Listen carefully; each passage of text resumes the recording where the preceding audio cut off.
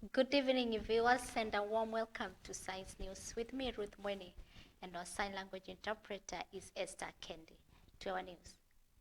Mombasa Governor Abdulswamad Sharif Nassir today announced significant changes to his government, including the immediate removal of Kenneth Ambani, the County Executive Committee member for Sports, Youth and Culture. In the sweeping reshuffle, Mohammed Hussein Mohammed, who previously held the lands and urban planning docket, has been given additional responsibilities, signaling a strategic realignment of the county's priorities. The changes announced via executive order are aimed at enhancing efficiency and streamlining service delivery within the county government.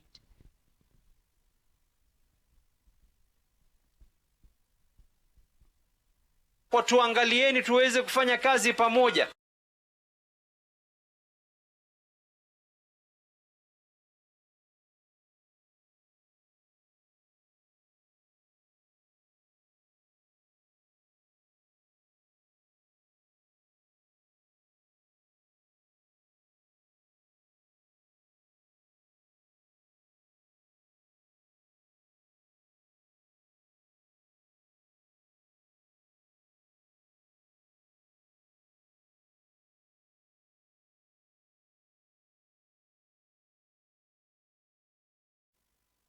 Recorded a major success in its recent nationwide vaccination drive, with over 16.1 million children receiving crucial immunizations against typhoid and measles rubella.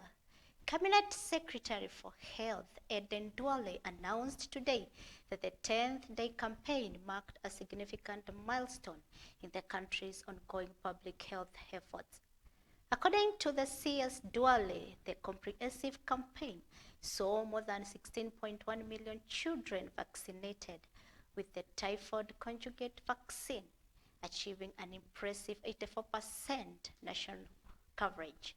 In parallel, over 5.18 million children were vaccinated against measles, rubella, reaching 81% of the national target of these highly contagious diseases.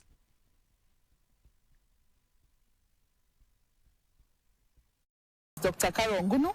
I'm the Director of Preventive and Promotive Health in Nairobi, and today we had the pleasure of hosting the Cabinet Secretary for Health together with our CEC Health to be able to launch the measles, rubella and typhoid vaccination campaign in Nairobi County. We are targeting to vaccinate 1.3 million children in the city of Nairobi. So we are asking all parents to come out and bring their children so that we are able to give them the vaccine. We are doing this in all our health facilities, both public and private. We are not charging anything. These are safe vaccines. And so we are very happy that for the next 10 days, we'll be with you in the communities and in the facilities giving this vaccine, which is a safe vaccine, which will help to protect our children from these diseases. Thank you very much. Our role is to support Ministry of Health to ensure that the implementation of the campaign is according to the standards. And as you know, for example, typhoid conjugate vaccine, which is going to be introduced, WHO provided recommendation through strategic advisory group of experts on immunization that typhoid conjugate vaccine can be introduced in the countries where the typhoid disease is a public health concern, which is the case here in Kenya. But also, you know, apart from that, we see Kenya, or globally, we have what we call emergency of antimicrobial resistance. So most of the antibiotics that we use to treat typhoid, usually they are resistant. I mean, they're not able to work the way they're supposed to do. But also, if you look at our wash infrastructure, sanitation and what have you, we still have a long way to go. So the vaccine has come as a complementary tool. It's not a silver bullet in itself, but it should be introduced in combination with all these other interventions, so that by the end of the day, with all these collective efforts, we're able to protect our children wherever they are. Dr. Karo Ngunu. I'm the Director of Preventive and Promotive. The concerning surge in the killings of young people during urban protests and discrepancies between reported fatalities and official government figures, a significant request has been made to empower the National Human Rights Commission with the authority to prosecute individuals suspected of carrying out these killings. The appeal comes as public concern mounts over the increasing number of youth losing lives during demonstrations across urban centers. Activists and civil society organizations have frequently challenged the official death tolls provided by the government, alleging that the actual figures are not considerably higher.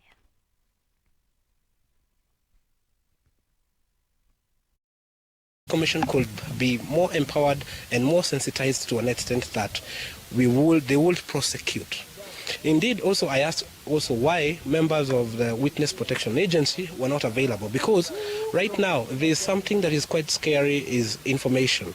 Our numbers are very, we give the right statistics because we go to the ground. We dispatch all our teams, the technical team across the country to give the numbers. So our numbers are dependable. It would be important that the Commission is able to be giving out data that they've been able to work on after exactly 1 year, because this data is what will inform policy, and it's also what will inform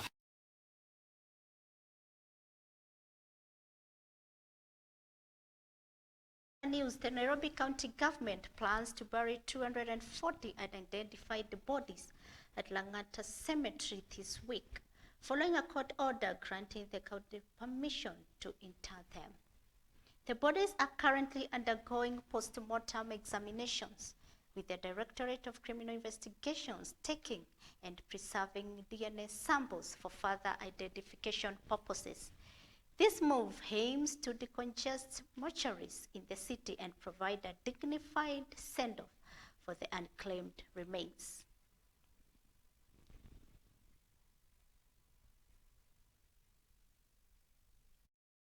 The exact cause of death, we remove all the tests that we need, more so for DNA identification. Okay. Then we dispose them off. We bury them. Let me say we bury them, not dispose. These bodies are attacked. Oh, yes. Some have names, but still remain unclaimed. Some don't have names. So what we do, we have body X, tag number 4060. Then we retain the tag. We take the DNA for body X number 4060. So that goes to the record as tag. This DNA belongs to this body. When we are burying, we bury in rows. There is a way it is done internationally. Yes. There is a layer we put, and then we put bodies. In a way you can know this body is in row 3, number 5. Yes, and we now put these bodies in individual body bags. Okay. So it's very easy. Even if it is 10 years, 20 years, you can stay.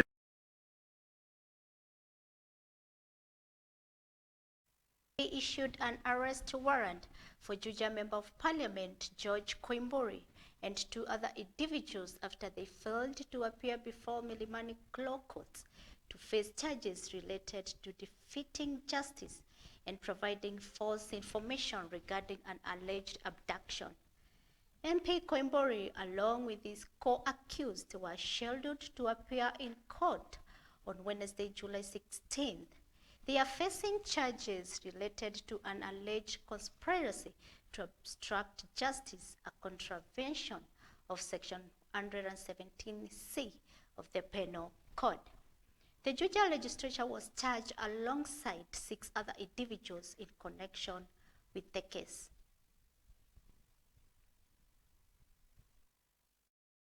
Of several instances of purported abductions. And so that as the court exercises that discretion, we pray that the 300,000 proposed by the defense is your lower limit, but the court takes consideration of all the factors, including judicial notice of the fact that there have been instances of fake abductions. I must be fair to them and say not necessarily in respect of the present accused persons, not necessarily. Having said that, in respect of the motor vehicles and not, they will be subject of, there'll be exhibits in the ensuing trials. In fact, I'm being advised they are. Both the motor vehicles and especially the phones and so that we would be opposed to the release at this particular juncture. We can advise again when we undertake pre-trial in 2 weeks, and that takes us to the other response to the other question about disclosure. So having considered both submissions, the ready submission for both sides, first of all, warrants of arrest to be issued to George Kiomburi Ndumu, the first accused hearing. Also, warrants of arrest to issue to the 6th accused, 1 Peter, and the 7th accused person, Njuguna Elias Njugush. On the question of bond and bail in respect to the accused person who are in court, the 2nd, 3rd, and 4th, and 5th, I retain the same bail terms, that of Kenya shillings 300,000. I think they have confirmed that they are not a flight risk by dutifully attending to the other court. So I'll retain the same cash bail. However, I'll have a caveat on that they will have each avail 3 contact persons, whom will be examined in court. So they will avail 3 contact persons each to confirm and to assure the court of their attendance, and the 3 will be examined in court. We'll take a mention, a pre-trial date in 2 weeks, and then since the element of the items have been agreed, so the same to be inventorized, and then it can be released. But the motor vehicles and the mobile phones will make that determination come the pre-trial date.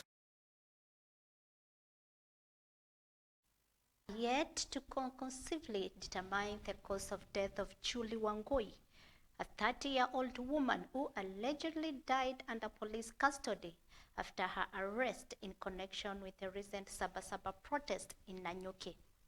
Wangui was apprehended during the nationwide Sabasaba demonstration on July 7th and reportedly sustained injuries while in police custody.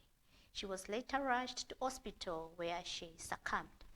A team of pathologists, including Peter Degwa, representing the Independent Medical Legal Unit, conducted an autopsy but reported inclusive findings. While bleeding was detected in Wangui's brain, there were no visible signs of external trauma. Speaking to the press today, Degwa stated that the team requires an additional 2 weeks to complete further examinations and determine the definitive cause of death.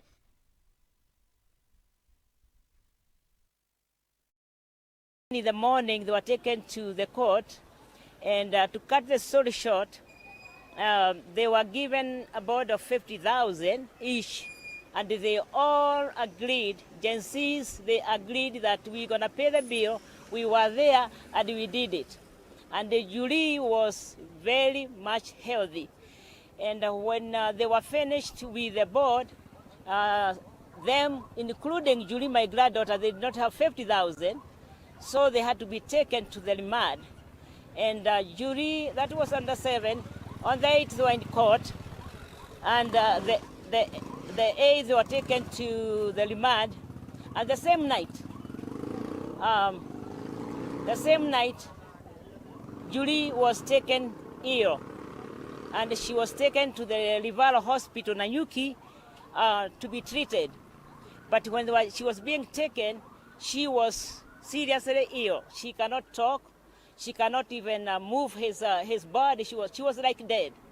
And when she was taken in by the doctor, so we were called. Their dad, Julie's dad, is the chief of this area.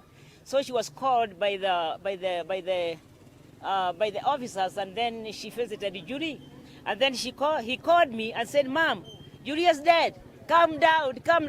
So why is she dead? She was from the remand, and now she is dead. So I came driving from Mukema, and when I came, Julie was flat on the face. And I got 2 soldiers with a gun and also with uniform, and I asked, what happened? The young lady that was there told me, we got Julie, and while I was providing the jail dress to wear so that she can change, she fainted. In the morning of yesterday, Julie was taken in the theater, and the doctor removed a very big she was hit by this side on the left. So on this side was all bloody inside. So the doctor went in there and ile kitu imetuleta hapa ni kwanza kabisa tunahuzunika na zile familia mbili zimepoteza vijana wadogo. Tunajua huyo kijana mwenye alishutiwa form 3 na pia huyo msichana mwingine wa Bwana Chief.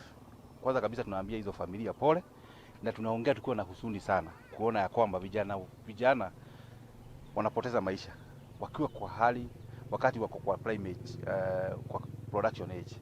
Ni kitu ya kuhuzunisha sana. Na tukiangalia mpaka viongozi wenye tuko nao wamenyamaza, hawaongei. Hawatoi sauti kukemea hii mambo. Ni huzuni sana kuona polisi wenye wanafaa kutulinda sisi kama wananchi wanaenda kucommit hizi crimes. Tunaomba na tunasema hii leo. We'll be right back.